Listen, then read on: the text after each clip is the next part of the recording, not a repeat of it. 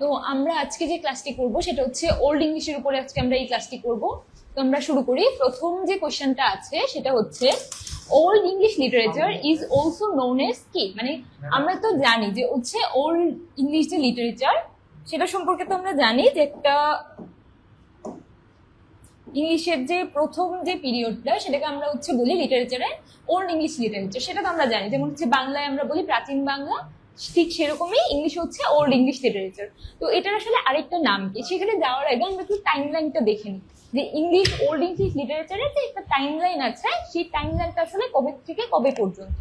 তো এটা আসলে শুরু হয় হচ্ছে 450-তে এবং শেষ হয়ে যে হচ্ছে 1066। এখন এই যে শুরুটা হয়, এই শুরুটার সাথে হচ্ছে যে ওল্ড ইংলিশ লিটারেচারের আরেকটি যে নাম আছে সেটি কানেক্টেড। সেটি কিভাবে কানেক্টেড? আমাদের যদি ওল্ড ইংলিশের শুরুর জায়গাটাতে যদি আমরা যাই, তখনকার মানুষ আসলে কেমন ছিল, এটা তো আসলে প্রাচীন যুগের কথাই আমরা বলছি, যেহেতু হচ্ছে আমরা 450-এর কথা বলছি, সেটা আসলে অনেক আগের কথা বলছি আমরা। তো এই যে তখন আসলে মানুষ কেমন ছিল, সেই সময়ের মানুষগুলো তারা আসলে থাকতো হচ্ছে আপনার যুদ্ধ, ভ্রমণ,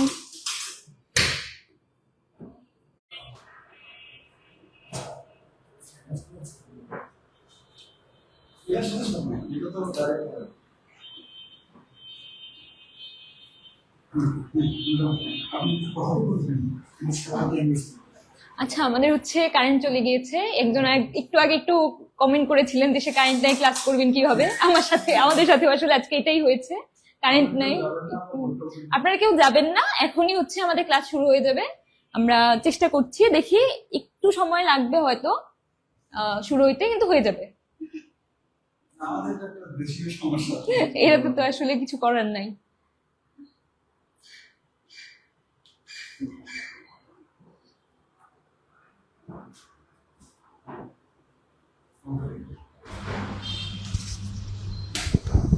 মানে বাংলাদেশ আসলে যে একটু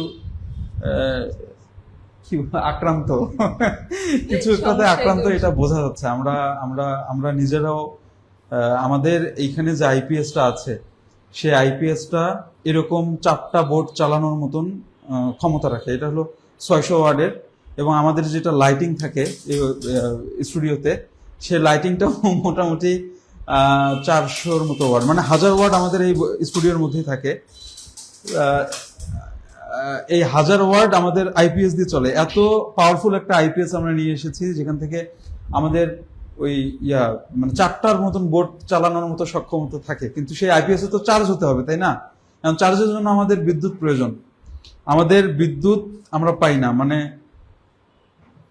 বিদ্যুতের খুঁটি আছে আশেপাশে, বিদ্যুতের তার আছে, কিন্তু বিদ্যুৎটা নাই। বিদ্যুৎটাই শুধু নাই। যাক, এটা কোনো ব্যাপার না। এটা আমরা এই সমস্যা থেকে নিঃসন্দেহে বের হয়ে আসলাম। না, আমাদের পাশেই তো ট্রান্সমিটারও আছে। সো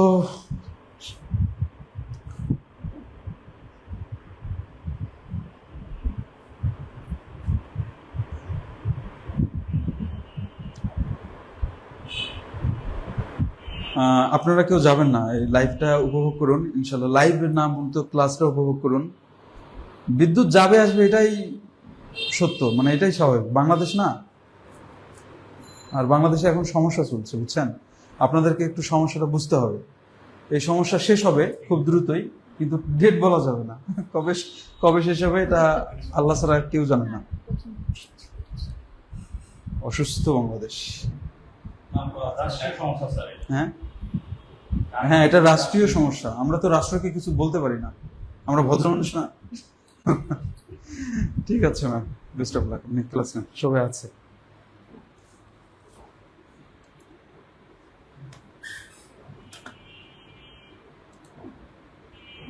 জি ঠিক আছে, আমরা তাহলে আবার শুরু করি শুরু থেকে। তো আমরা কথা বলছিলাম হচ্ছে টাইম লাইন নিয়ে। ওল্ড ইংলিশ যে ছিল, ওল্ড ইংলিশের টাইম লাইন নিয়ে আমরা কথা বলছিলাম।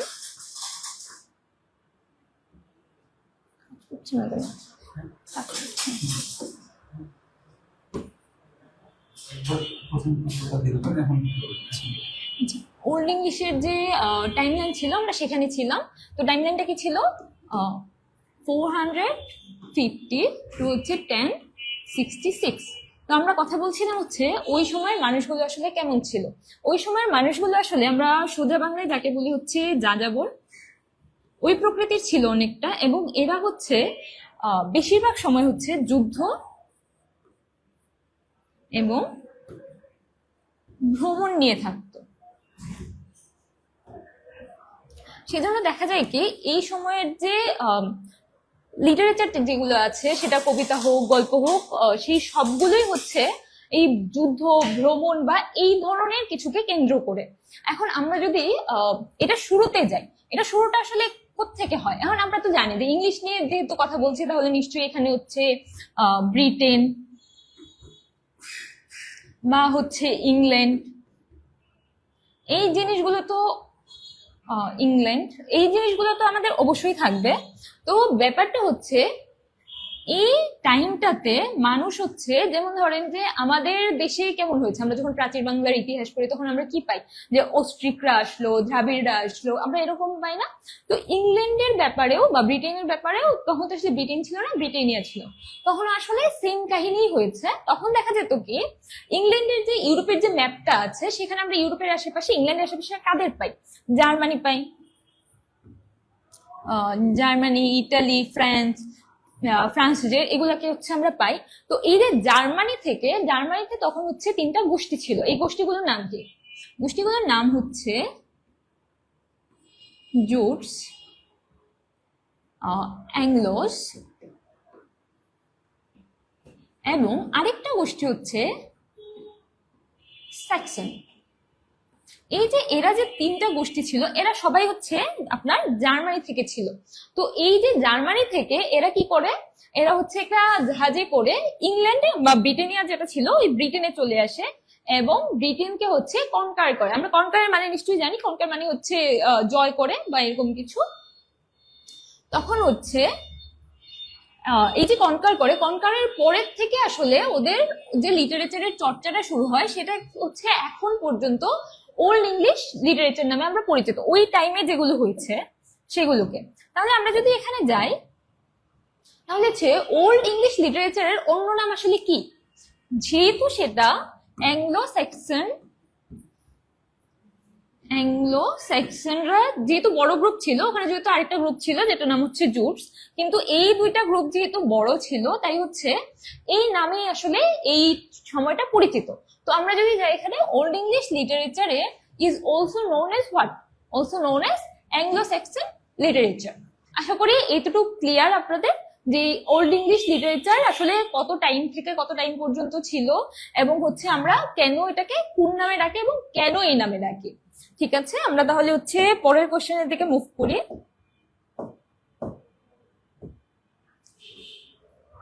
পরের কোশ্চেনটা হচ্ছে, the old English period of English literature generally extends from what. আমি একটু আগেই পড়িয়েছি, এটা একটু কেউ বলতে পারবেন যে এটা হচ্ছে কত সাল থেকে কত সাল পর্যন্ত? The old English period of English literature generally extends from, কত সাল থেকে কত সাল পর্যন্ত? আমি একদম এক্সপ্লেইন করে বলেছি, বলতে পারবেন? এটা হচ্ছে 450 থেকে 1066 পর্যন্ত। এটা হচ্ছে শুরু হয় হচ্ছে অ্যাংলো সেক্সনদের ব্রিটেন জয়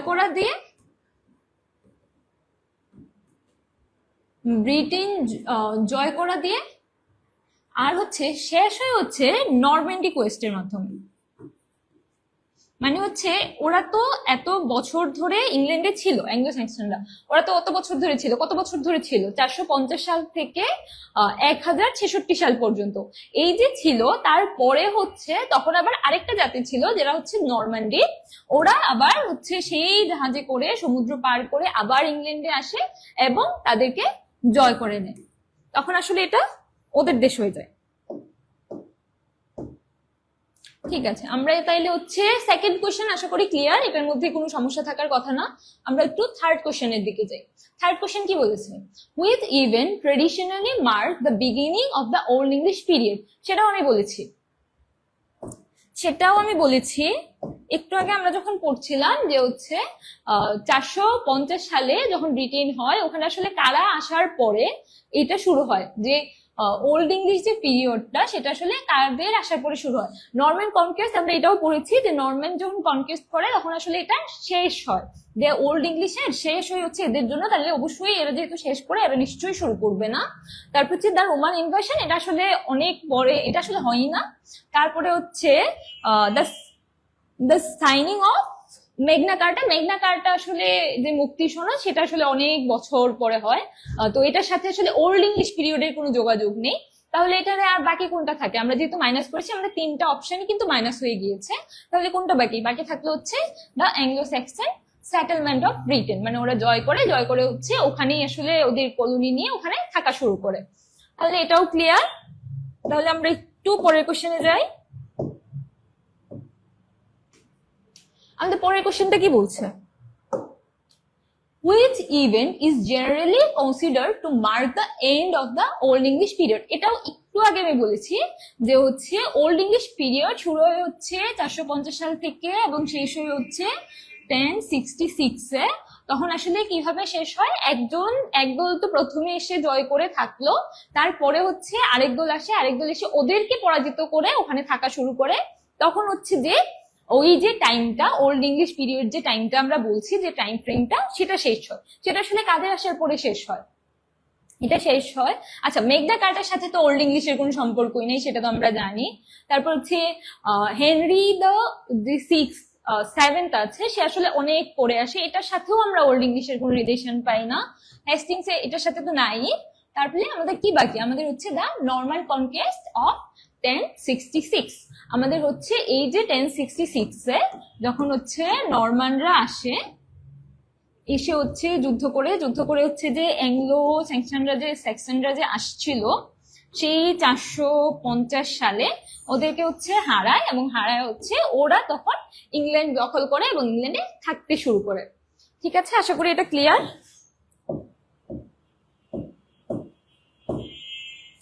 এটা যদি ক্লিয়ার হয় তাহলে হচ্ছে আমরা একটু মুভ করি এখান থেকে। কে একজন লিখেছেন চ চ, আপনি কোত্থেকে পেলেন? এখানে তো অপশনই নেই আসলে। আচ্ছা, ঠিক আছে, তো আমরা একটু ফিফথ কোশ্চেনের দিকে আগাই। ফিফথ কোশ্চেনে আসলে আমাদের কি বলেছে? Which of the following is the most famous epic of the Old English literature? আচ্ছা, আমরা বাংলায় আসলে কি জানি যে চর্যাপদ হচ্ছে আমাদের প্রাচীনকালের নিদর্শন। ঠিক ওইভাবে আমাদের অবশ্যই ওল্ড ইংলিশ যে লিটারেচার আছে, লিটারেচারের যে ইংলিশ লিটারেচার আছে, সেটার নিশ্চয়ই প্রাচীন কোনো নিদর্শন আছে।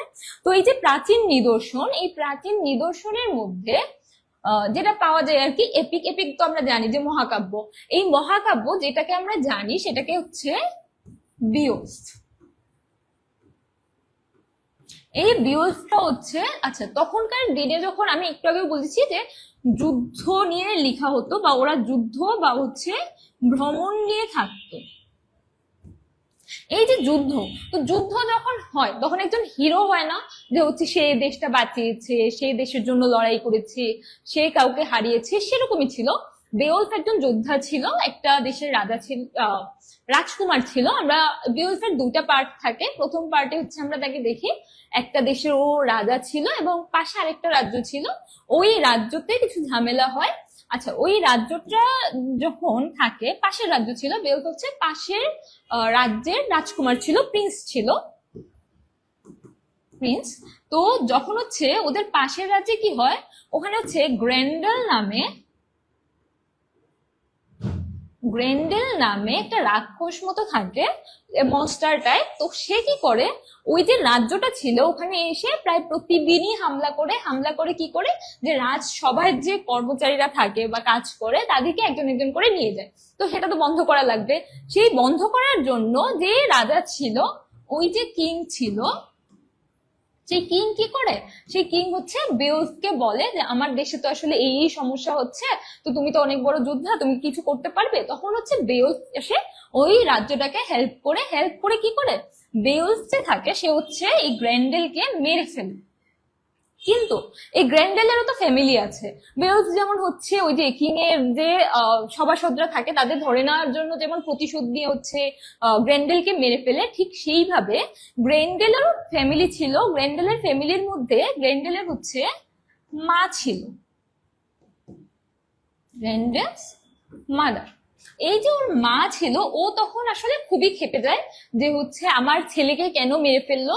তখন কি করে, এই যে ওর মা থাকে, ওর মা আবার নতুন করে রাজ্যে গিয়ে আক্রমণ শুরু করে। এই যে আক্রমণ শুরু করে, এই আক্রমণ শুরু করার পরে তখন হচ্ছে আবার সেই বেওলফ গিয়ে কি করে, এই যে গ্রেন্ডেলের মা থাকে, প্রথমে তো ওর ছেলেকে আসলে মেরে ফেলে। জিনিসটা আসলে একটু ট্র্যাজিক যে প্রথমে হচ্ছে ছেলেকেও মেরে ফেলে, তারপরে আসলে ওর মা আন্ডারওয়ার্ল্ডে থাকে, তো ওই আন্ডারওয়ার্ল্ডে যাওয়ার পরে ওই আন্ডারওয়ার্ল্ডে গিয়ে আসলে ওর মাকেও মেরে ফেলে। তো গ্রেন্ডেলের ফ্যামিলি আসলে ওখানেই শেষ। আমরা পার্ট 1 যেটা এপিকের, সেখানে আমরা অতটুকুই পাই যে হচ্ছে কিং ছিল একটা গ্রেট একটা রাজ্যের, ওখানে গ্রেট কিংডমই বলা হয়েছে, গ্রেট কিংডম। তো এই যে গ্রেট কিংডমের সে হচ্ছে রাজা ছিল, এবং তারপরে হচ্ছে গ্রেন্ডেল এবং গ্রেন্ডেলের মাকে বেওলফ মেরে ফেলে। তারপরে যেটা হয় সেটা হচ্ছে, আমরা যদি একটু যাই, বেওলফ আছে, গ্রেন্ডেলের মা, আচ্ছা গ্রেন্ডেল আর গ্রেন্ডেলের মার কাহিনী আসলে ফার্স্ট ইয়েতেই শেষ।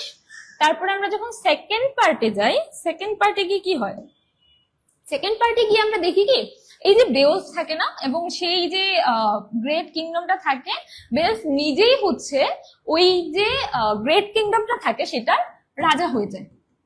তখন কিন্তু আমরা ফার্স্ট যে পার্টটা ছিল সেখানে হচ্ছে আমরা আরেকজন কিংকে পেয়েছিলাম, কিন্তু সেকেন্ড পার্টে হচ্ছে বেওলফ নিজেই রাজা। তো তখন কি হয়, তখন কি ওর রাজ্যটা সুখের ছিল না, তেমন একটা সুখের ছিল না। তখন হচ্ছে ওর রাজ্যে আরো একটা জিনিস এসে, আগে তো গ্রেন্ডেল ছিল, গ্রেন্ডেলের মা ছিল, মনস্টার ছিল যারা হচ্ছে আন্ডারওয়ার্ল্ডে থাকতো। তারপরে হচ্ছে সেখান থেকে বেওলফ আসে, বেওলফ এসে হচ্ছে ওদের উদ্ধার করে, উদ্ধার করার পরে যেটা হয়, ওর রাজ্যে এসে একটা ড্রাগন আক্রমণ করে। যদিও এটা আমরা এখন হচ্ছে মুভিতে বা অন্য কিছু দিয়ে দেখতে পাই যে ড্রাগন আসছে, আগুন ছাড়ছে, সেই জিনিসটা হচ্ছে বেওলফের রাজত্বকালীন সময়ে হয়। ওখানে হচ্ছে বেওলফ আসে এবং একটা ড্রাগন এসে অ্যাটাক করে। অ্যাটাক করার পরে তখন বেওলফ আবার সেই যোদ্ধার মতো সে হচ্ছে তার সর্ড নিয়ে যায়। সর্ড মানে তো আমরা জানি না, সর্ড মানে হচ্ছে তলোয়ার, বা যে অস্ত্রটা থাকে তলোয়ারই বলে সর্ডকে। আচ্ছা, তো ড্রাগন আসে, বেওলফ কি করে, ওই যে ড্রাগনটা থাকে ওটাকে মেরে ফেলে। কিন্তু যখন ওদের ফাইনাল যে যুদ্ধটা হয়, ওই যুদ্ধটার সময় বেওলফ আসলে খুবই উন্ডেড হয়ে যায়, বেওলফ উন্ডেড হয়ে যায়, এবং আলটিমেটলি হচ্ছে ওই আঘাতের জন্যই বেওলফও মারা যায়। আর এখানেই হচ্ছে আসলে এই যে বেওলফ যে এপিকটা থাকে সেটা আসলে শেষ হয়ে যায় হচ্ছে বেওলফের মৃত্যুর মধ্য দিয়ে আর কি। আচ্ছা, তো এইটা তো আমাদের কাছে ক্লিয়ার, তাই না, যে হচ্ছে কিভাবে কি হয়। তাইলে হচ্ছে এখানে কি হবে, which of the following is the most famous epic of the old English literature. সবচেয়ে যেটা আমরা যদি বলি দ্য ক্যান্টারবারি টেলস, আসলে আমাদের মিডিল ইংলিশে আসে, ওটা আসলে একটা তীর্থযাত্রার কাহিনী নিয়ে বলা ক্যান্টারবারি টেল, এটা আশা করি আমরা পড়বো। দ্য ফেইরি কুইন এবং হচ্ছে প্যারাডাইস লস্ট, দুইটাই হচ্ছে রেনেসাঁস যে আমাদের পিরিয়ডটা আছে সেই টাইমে। তাইলে আমাদের বাকি কি থাকে, শুধু বেওলফই থাকে যে এখানে ওল্ড ইংলিশ টাইমে। তাইলে এটা কি সবচেয়ে ফেমাস যে এপিক, কি হবে, সেটা হচ্ছে বেওলফ। আশা করি এটা ক্লিয়ার। আমরা একটু পরের কোশ্চেনে চলে যাই। আচ্ছা, পরের কোশ্চেনে কি বলেছে, বেওলফ ইজ প্রাইমারিলি রিটেন ইন, ওটা আসলে কিসের মধ্যে লেখা হয়েছিল, বেওলফ যে লেখা ছিল ওটা আসলে কোন ইংলিশ ইউজ করে লেখা হয়েছে, ওটা কি ল্যাটিনে লেখা ছিল, ফ্রেঞ্চে লেখা ছিল, অবশ্যই না, কারণ ইংলিশের লিটারেচার। যদিও আমরা অনেক ট্রান্সলেটেড কাজ পাই ওল্ড ইংলিশে, কিন্তু হচ্ছে এটা বেসিক্যালি হচ্ছে ওল্ড যে ইংলিশটা, ওই ওল্ড ইংলিশে লেখা বেওলফ যে মহাকাব্য বা এপিক আমরা যেটাকে বলি। আচ্ছা, তাহলে এটা ক্লিয়ার। আমরা একটু পরের কোশ্চেনে চলে যাই। পরের কোশ্চেনে কি বলেছে, who is the hero of the epic of poem Beowulf. আচ্ছা, এই যে বেওলফ যে মহাকাব্যটা ছিল বা এপিকটা ছিল, ওটা আসলে হিরো কে ছিল সেটা একটু বলতে পারবেন আপনারা? একটু আগেই তো পড়লাম। আর হচ্ছে হিরো ছিল বেওলফ নিজে, বেওলফ নিজেই হচ্ছে যুদ্ধ করে হচ্ছে মনস্টারদের হারায়, ড্রাগনকে হারায় এবং রাজ্যকে উদ্ধার করে। বেওলফ নিজেই হচ্ছে ওটা মেইন ক্যারেক্টার ছিল, প্রোটাগনিস্ট ছিল, এবং তখনকার টাইমে হিরো ছিল। আচ্ছা, আমরা একটু পরের কোশ্চেনে যাই। পরের কোশ্চেনে কি বলেছে, ইন বেওল গ্রেন্ডেল অ্যাটাকস। আচ্ছা, ওই যে ওদের যে রাজ্য ছিল, ওই রাজ্যের যে ইয়েটা ছিল, কি বলে যেন, প্যালেস, যেখান থেকে হচ্ছে রাজকর্মচারীদের হচ্ছে ও নিয়ে যেত কিডন্যাপ করে, কিডন্যাপ তো না আসলে, ধরে নিয়ে মেরেই ফেলতো, রাজকর্মচারীদের নিয়ে যেত। ওই প্যালেসটার একটা নাম আছে, ওই নামটা আমি বলিনি, ওই নামটা হচ্ছে, কেউ কি জানেন ওই নামটা কি, বা ওই নামটাকে কি বলে? জানার কথা, যদি একটু ঘাটাঘাটি করে থাকেন। আচ্ছা, না জানলেও সমস্যা নেই, আমি বলে দিচ্ছি, সেটা হচ্ছে হিরোট। এই যে হচ্ছে প্যালেসটা ছিল রাজার, ওইটাকে বলে হেরোট। ঠিক আছে, আর কিছু বলে না এটাকে। এই যে ইন বেওলস গ্র্যান্ডেল অ্যাটাকস, ওদের প্যালেসকেই আসলে অ্যাটাক করে। গ্র্যান্ডেল আবার হচ্ছে সাধারণ মানুষকে কখনোই অ্যাটাক করতো না, ও প্যালেসে আসতো এবং কোনো কারণে শুধু প্যালেসের যে মানুষগুলো পাইতো ও ওদেরকেই নিয়ে চলে যেত। তো এটা হচ্ছে হেরোট। ঠিক আছে, আমরা তাইলে হচ্ছে একটু পরের কোশ্চেনের দিকে যাই। পরের কোশ্চেনে কি বলা হয়েছে, which of the following is not one of the major enemies faced by Beowulf. আচ্ছা, একটু আগে আমরা পড়েছি না বেওলফ হচ্ছে কোন কোন এনিমিকে হচ্ছে ফেস করেছে। এখানে কোন কোন এনিমিকে আসলে বেওলফ ফেস করেছিল? প্রথমটা কি, গ্রেন্ডেল। আমরা এই গ্রেন্ডেলের নাম শুনেছি। গ্রেন্ডেল হচ্ছে প্রথম আসে, যে হচ্ছে সবাইকে কিডন্যাপ করে নিয়ে যেত এবং যাকে হারিয়ে প্রথমবারের মতো বেওলফ হচ্ছে দেশকে উদ্ধার করে বা দেশকে রক্ষা করে, দেশের মানুষকে। গ্রেন্ডেল মারার পরে, মরে যাওয়ার পরে আর কি, মানে বেওলফ যখন মেরে ফেলে তখন হচ্ছে গ্রেন্ডেলের মা তার মৃত্যুর প্রতিশোধ নিতে আসে। তখন হচ্ছে বেওলফ গ্রেন্ডেলের যে মা ছিল তাকে হচ্ছে ওই যে আন্ডারওয়ার্ল্ডে যেখানে ওরা থাকতো ওখানে গিয়ে হচ্ছে এই গ্রেন্ডেলের মাকে সে মেরে ফেলে। এবং ফাইনালি, এটা হচ্ছে ফার্স্ট পার্টের কথা, আমাদের পার্ট 1। এবং যখন সেকেন্ড পার্টে যাই, সেকেন্ড পার্টে আমরা গিয়ে কি দেখি, যে বেওলফ নিজেই রাজা এবং তার রাজ্যকে আক্রমণ করে হচ্ছে একটা ড্রাগন, ড্রাগন, তাই না? একটা ড্রাগন আক্রমণ করে হচ্ছে, এটা আমরা পাই কোথায়, পার্ট 2-তে। এই যে ড্রাগন আক্রমণ করে এবং বেওলফ হচ্ছে এই ড্রাগনটাকেও মেরে ফেলতে সক্ষম হয়, কিন্তু ইন দ্য মেন টাইম একদম শেষের দিকে গিয়ে ড্রাগন হচ্ছে নিজেও বেওলফকে হচ্ছে আঘাত করে, কারণ অবভিয়াসলি ড্রাগন হচ্ছে অনেক শক্তিশালী ছিল। ড্রাগন হচ্ছে কি one of the powerful myths animal, যেটাকে আমরা পাই। তো সেটা হচ্ছে, আমরা যদি যাই এখন, বেওলফকে আসলে ড্রাগন আঘাত করে এবং ড্রাগন হচ্ছে ওকে মেরে ফেলে। তাইলে হচ্ছে আমরা কি কি পাইলাম, 3টা এনিমিস পাইলাম, যাকে হচ্ছে বেওলফ ফেস করছিল। ফেস করা মানে হচ্ছে যার সাথে যুদ্ধ করা আর কি, এখানে এবার মুখ বুঝাচ্ছে না ফেস বলতে। আচ্ছা, এখানে হচ্ছে গ্রেন্ডেলের মা, তারপরে সেকেন্ড পার্ট হচ্ছে ড্রাগন। তার মানে কোনটাকে পাইনি হচ্ছে, তার আনসার তো এটা হবে না, কারণ হচ্ছে আমাদের কি বলছে, following is not one of the major enemies face by Beowulf. তো বেওলফ তো আসলে গ্রেন্ডেলকেও ফেস করছে, গ্রেন্ডেলের মাকেও ফেস করে, ড্রাগনকেও ফেস করে, তাহলে কাকে ফেস করে? ফেস করে না হচ্ছে জায়ান্ট ওলফ। ওলফ মানে জায়ান্ট ওলফকে তো সে ফেস করে না। আমরা পুরো কবিতা জুড়েই আসলে ওলফের কোনো কিছু পাই না। তাহলে আনসার হবে কি, যে a giant wolf, which of the following is not one of the major enemies faced by beowulf? এটার আনসার হচ্ছে a giant wolf। আচ্ছা, আমরা তাহলে পরের কোশ্চেনে যাই। পরের কোশ্চেন হচ্ছে, the old English poetic device involving a repeated initial consonant sounds is called, মানে হচ্ছে একটা সেন্টেন্সের মধ্যে, আচ্ছা এলিটারেশন আসলে এখনো ইউজ করা হয়, কিন্তু এলিটারেশন, আচ্ছা এটার আনসারটা হবে এলিটারেশন, আমি বলেই দিয়েছি, তাই বলে দিলাম। আচ্ছা, এই এলিটারেশনের যে ডিভাইসটা, পোয়েটিক ডিভাইস, এটা আসলে আমরা এখনো কবিতার মধ্যে পাই। এটা কি, এটা আসলে এটার ডেফিনিশন যেটা সেটা বলে দিয়েছে অলরেডি কোশ্চেনে। কি বলেছে, involving a repeated initial consonant sound is called, মানে হচ্ছে একটা সেন্টেন্সের মধ্যে প্রত্যেকটা ওয়ার্ডের সামনে হচ্ছে সেম, প্রত্যেকটা ওয়ার্ড নাও হইতে পারে, একটা ওয়ার্ড বাদ দিয়ে এরকম হইতে পারে, কিন্তু রিপিটেশন থাকে, মানে একটা সেন্টেন্সের মধ্যে রিপিটেশন থাকে যদি ইনিশিয়াল, যে ইনিশিয়াল তো আমরা জানি মানে শুরুর যে ওয়ার্ডটা থাকে, সে ওয়ার্ড না, ওয়ার্ডের মধ্যে আসলে লেটার থাকে, ইনিশিয়াল যে লেটারটা থাকে কনসোনেন্ট, সেটার যখন রিপিটেশন হয় ওটাকে আসলে বলে হচ্ছে এলিটারেশন। আমরা যেমন ধরি, আমরা এখানে যদি একটা এক্সাম্পল দেখতে চাই, এক্সাম্পলটা কি হবে? খুবই ফেমাস এক্সাম্পল, এটা সব জায়গায় পাওয়া যায় মোটামুটি। she sells shell in the sea shore। এই যে এই জিনিসটা she, আমরা she, এই যে শা সাউন্ডটা, এটা দেখে আমরা কোথায় কোথায় পাই? she sells shell in the sea shore। এই যে এইখানে আমরা তিনটা জায়গায় শো পেলাম না, she shall shore, এই জিনিসটা হচ্ছে এলিটারেশন, এবং এখানে দুইটা এলিটারেশনের এক্সাম্পল আছে।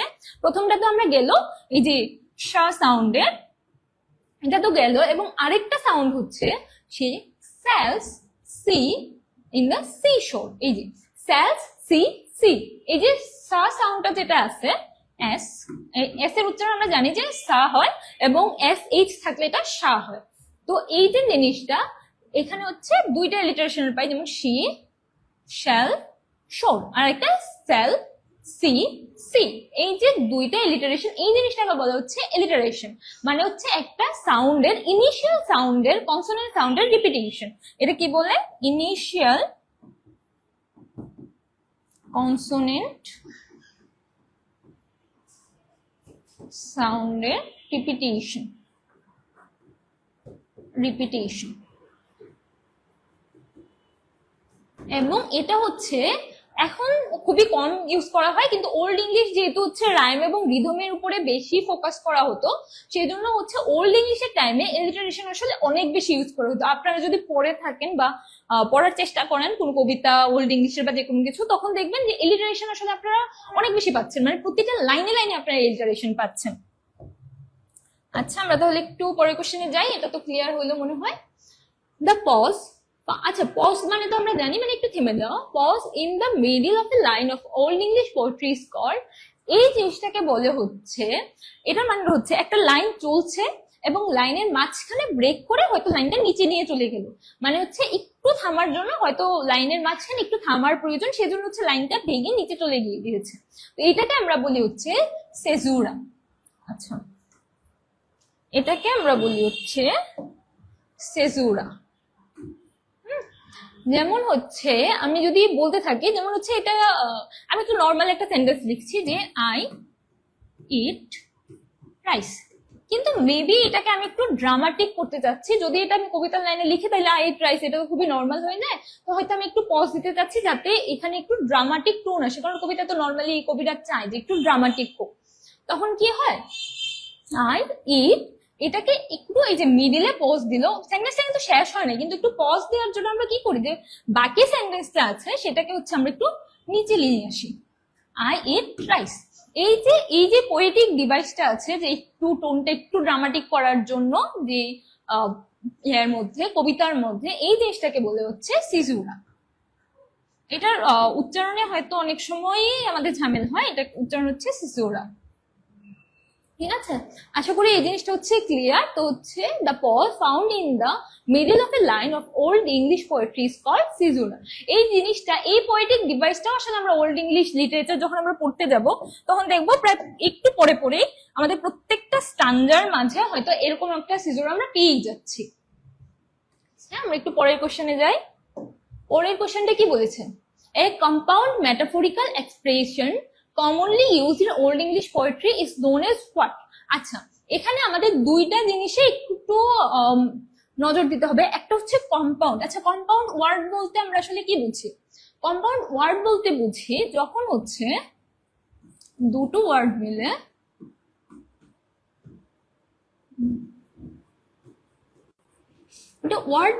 যখন হচ্ছে একটা ওয়ার্ড হয়। যেমন হচ্ছে ধরেন যে ক্লাস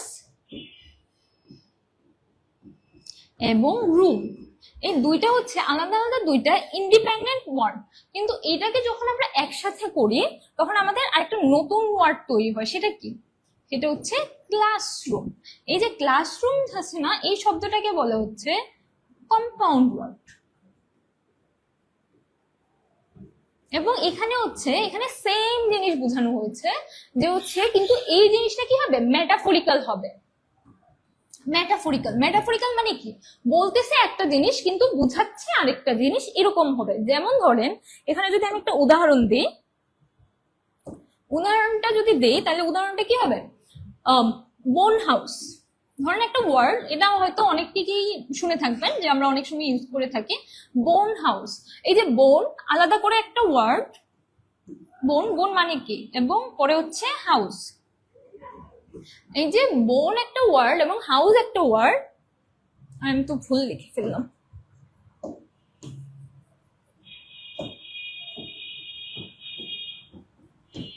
এই যে বোন একটা ওয়ার্ড এবং হাউস একটা ওয়ার্ড, এই দুইটা আলাদা আলাদা ওয়ার্ড না, কিন্তু এটা যখন একসাথে হয়, একসাথে হয়ে হচ্ছে একটা কম্পাউন্ড ওয়ার্ড সৃষ্টি করে, সেটা হচ্ছে বোন হাউস। আমি দেখতে পাচ্ছি যে একজন আনসার দিয়ে দিয়েছেন, ঠিকই দিয়েছেন, ঠিক আছে।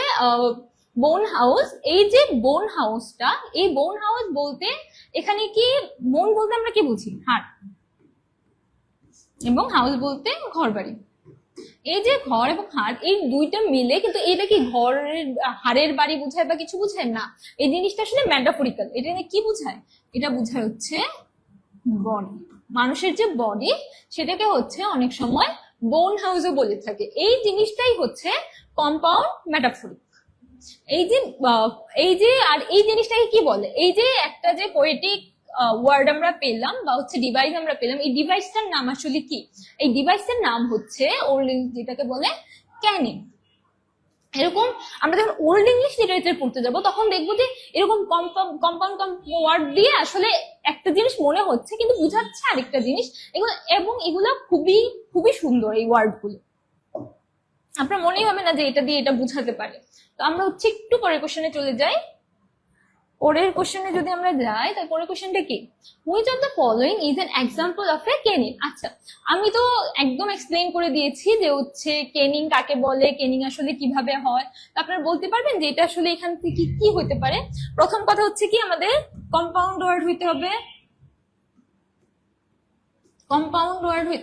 এবং এটা হচ্ছে দেখে মনে হবে একটা জিনিস আসলে আমরা চিন্তা করলে আসলে বুঝতে পারবো যে এই জিনিসটা আসলে ওই জিনিসটাকেই বুঝাচ্ছে, কিন্তু একটু চিন্তা করতে হবে।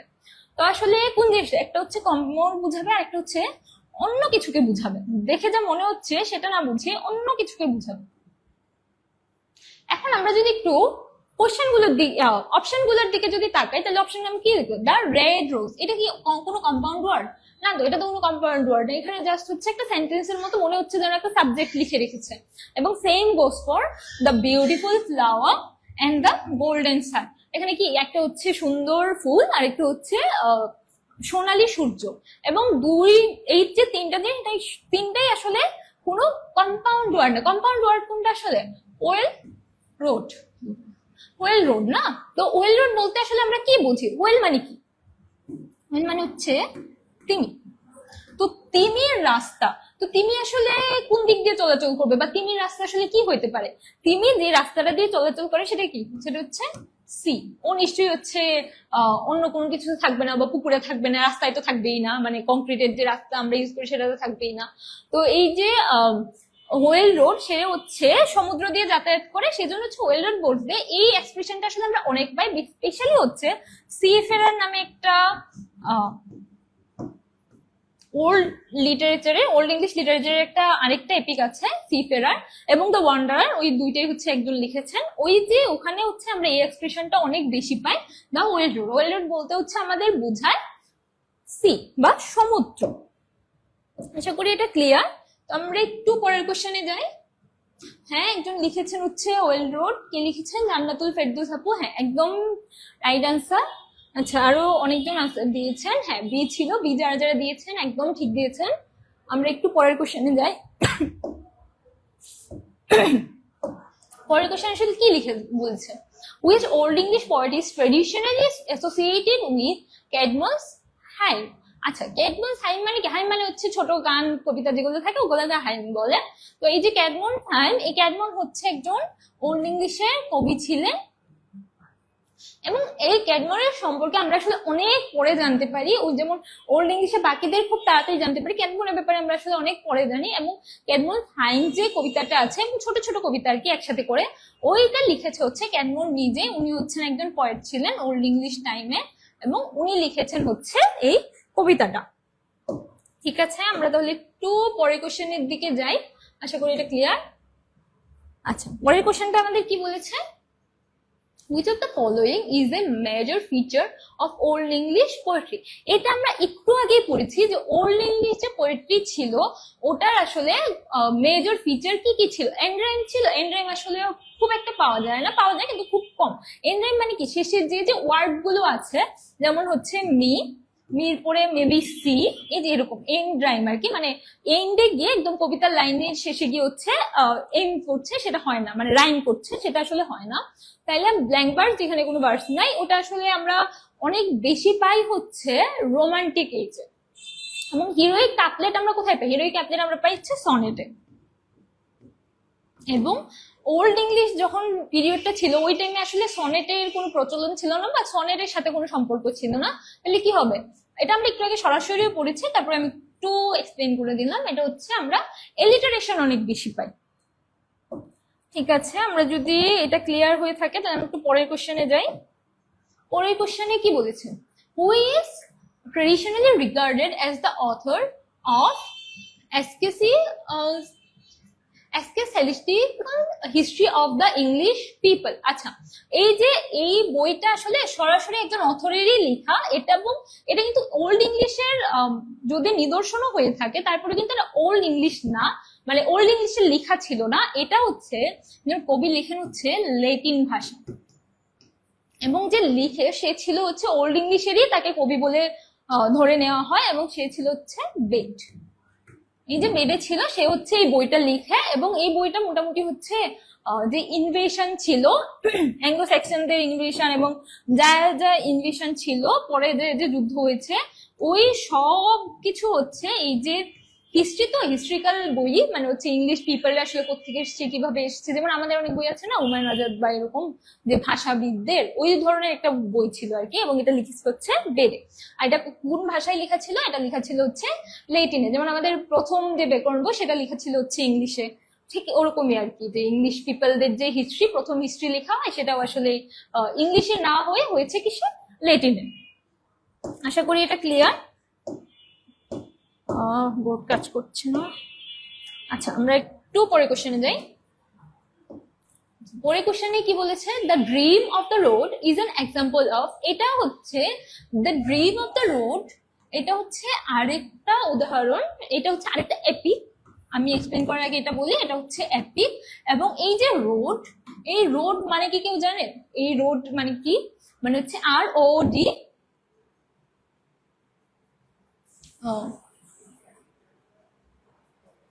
এটা হচ্ছে রোড, এটা আসলে সব জায়গায় লাগবে, এটা সব পরীক্ষা, যে পরীক্ষায় আপনি দিতে যাবেন এগুলো আসলে লাগবে। ওল্ড ইংলিশ খুব ইম্পর্টেন্ট একটা টপিক। আচ্ছা ঠিক আছে, আমরা একটু যাই। এই যে রোড, এটাও কিন্তু রোডই বলে, কিন্তু হচ্ছে এটা ROD, এটার মানে কি আসলে, এটা কি, ওইটা হচ্ছে আমরা যে ক্রসটা দেখি না, খ্রিস্টানদের যে একটা ক্রস আছে, ওই ক্রসটাকে বোঝায়। এবং এই বইটা লেখা হয়, আমরা তো এটা জানি তাই না, যে জেসাস খ্রাইস্টকে যখন ক্রুসিফাই করা হয়, এবং করার পর থেকে হচ্ছে আমাদের যেটা বলা হয় খ্রিস্টাব্দ শুরু হয় হচ্ছে এই যে খ্রাইস্টের মৃত্যুর পরে থেকে, সেরকমই এই যে ক্রসটা আছে রোড, এটা হচ্ছে এই যে জেসাস খ্রাইস্টের যে ক্রুসিফিকেশন হয়, ওই ক্রুসিফিকেশন নিয়ে লেখা কবিতা হচ্ছে এটা, the dream of the road. এবং এটা কিসের উদাহরণ, এটা হচ্ছে ওল্ড ইংলিশেই লেখা হয়। এখন যদি আমরা যাই তাহলে হচ্ছে কি, the dream of the road is example of old English religious poetry. কেন রিলিজিয়াস পোয়েট্রি, কারণ হচ্ছে এটা জেসাস খ্রাইস্টের ক্রুসিফিকশন নিয়ে লেখা, সেজন্য এটা হচ্ছে দ্য ওল্ড ইংলিশ পোয়েট্রি। এবং রোড বলতে হচ্ছে এই যে খ্রিস্টানদের যে ক্রসটা আছে না, এবং আপনারা যদি জেনে থাকেন তাহলে হচ্ছে যে যখন ক্রুসিফাই করা হয় তখন আসলে খ্রাইস্টের 2 হাত 2 দিকে ছিল এবং মাথা ছিল এবং নিচে দিয়ে পা ছিল। তো ওই জিনিসটা থেকে আসলে এই রোড বলা হয়, বা ওখান থেকে আসলে এই ক্রস, যে ওই ক্রসটা এসেছে যেহেতু খ্রাইস্টের রক্তে হচ্ছে ওটাকে, মানে খ্রিস্টানরা এই জন্যই ক্রসকে পবিত্র ভাবে, কারণ হচ্ছে খ্রাইস্টকে যখন ক্রুসিফাই করা হয় তার রক্তে হচ্ছে এই রোডটা হচ্ছে পুরো ভেসে গিয়েছিল, এবং এই যে এই জন্য রক্তে ভেসে গিয়েছিল দেখে ওরা ভাবে যে খ্রাইস্টের রক্ত যেহেতু পবিত্র, খ্রাইস্ট তো ওদের এই ছিল, সেজন্য হচ্ছে ওরা এটাকে পবিত্র ভাবে এবং এখনো পর্যন্ত সেই জিনিসটা ধারণ করে। আমরা একটু পরের কোশ্চেনে যাই, এই কোশ্চেনটা আশা করি ক্লিয়ার।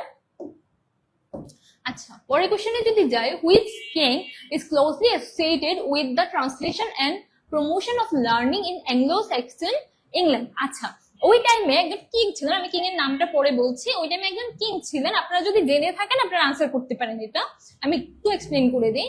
ওই টাইমে একজন কিং ছিলেন, সে হচ্ছে, আচ্ছা ওই টাইমে ইংলিশের থেকে বেশি, মানে আমাদের যেমন ছিল আগে হচ্ছে কাদের আর্যরা যখন আসে তখন সংস্কৃতের অনেক দাম ছিল, ঠিক সেইভাবে ইংলিশরা যখন ছিল তখন আসলে ল্যাটিন বা গ্রিকদের যে ভাষা সাহিত্য ছিল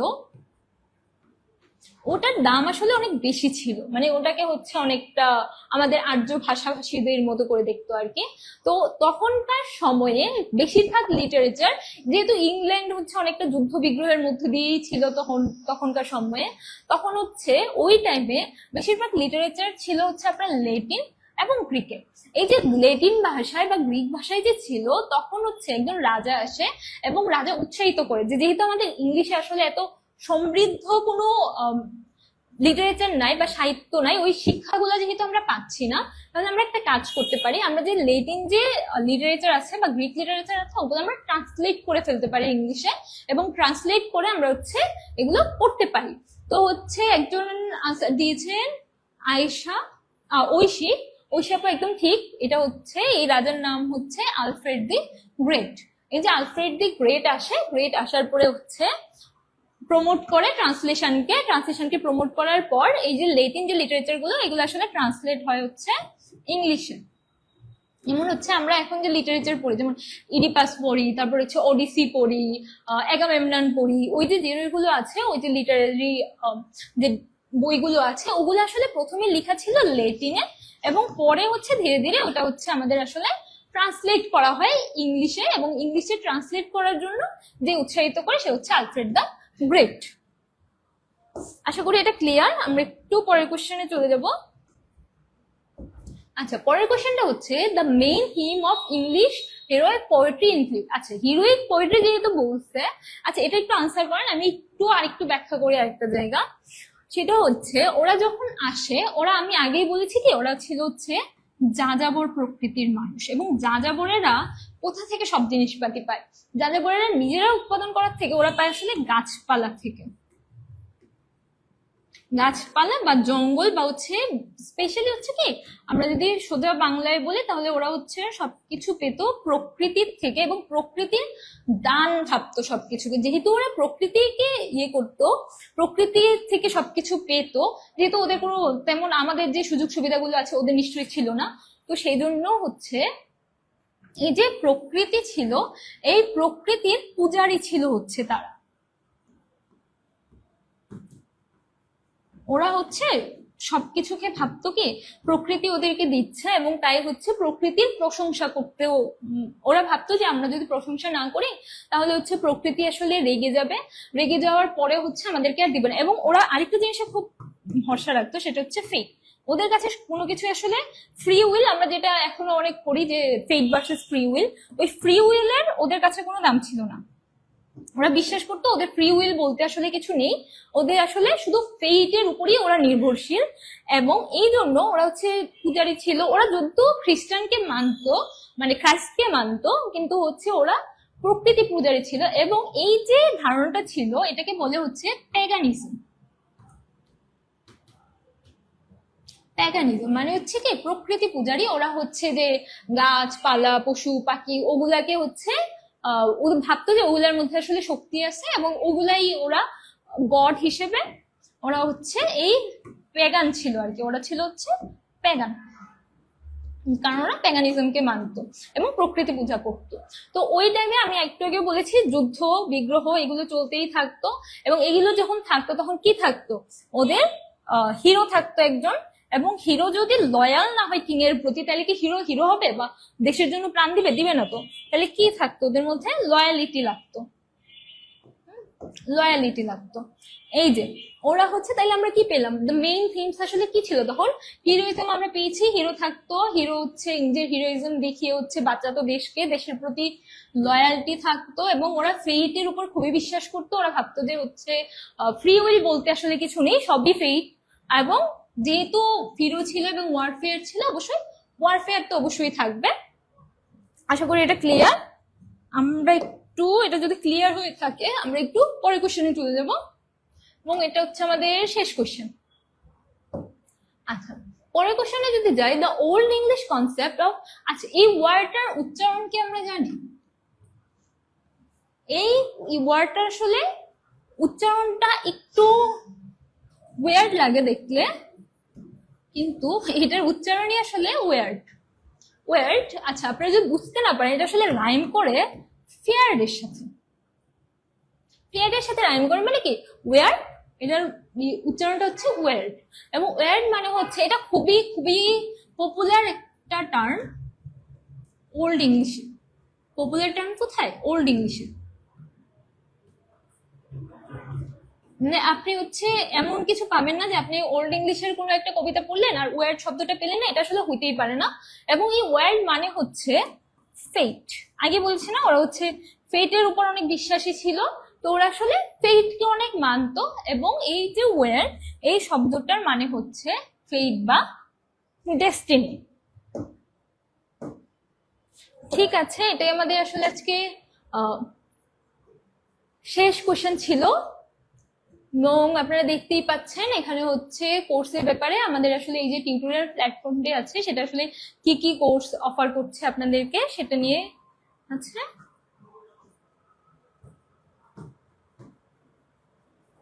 আপনারা এখানে আসলে সব ধরনেরই পরীক্ষার জন্য প্রস্তুতির জন্য সুযোগ পাবেন, যেমন সমাজসেবা, প্রাইমারি, নিবন্ধন, তারপরে হচ্ছে 10 থেকে 20তম গ্রেড, তারপরে ইংলিশের যত জব আছে, স্পোকেন ইংলিশের ক্লাস আছে, আপনারা সবগুলোই পাবেন এই টিউটোরিয়ালে। আপনারা যুক্ত হতে চাইলে জিএস লিখে ইয়ে করতে পারেন, বা এখানে যে শ্রেণীতে নাম্বার দেওয়া আছে ওই নাম্বারে দিয়েও যোগাযোগ করতে পারেন। ধন্যবাদ।